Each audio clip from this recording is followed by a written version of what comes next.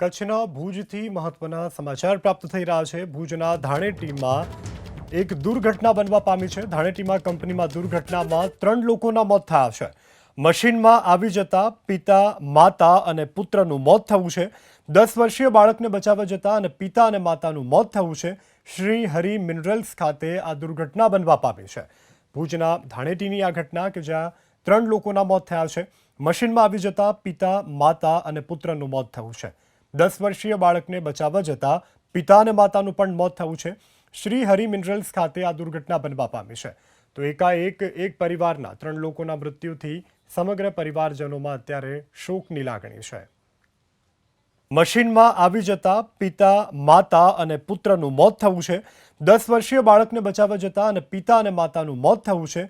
Shri Hari minerals ખાતે આ દુર્ઘટના બનવા પામી છે। ભુજના ધાણેટીની આ ઘટના કે જ્યાં 3 લોકોના મોત થયા છે।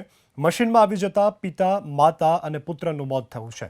10 વર્ષીય બાળકને બચાવવા જતા પિતા અને માતાનું પણ મોત થયું છે। શ્રી હરિ મિનરલ્સ ખાતે આ દુર્ઘટના બનવા પામી છે। તો એકાએક એક પરિવારના 3 લોકોના મૃત્યુથી સમગ્ર પરિવારજનોમાં અત્યારે શોકની લાગણી છે।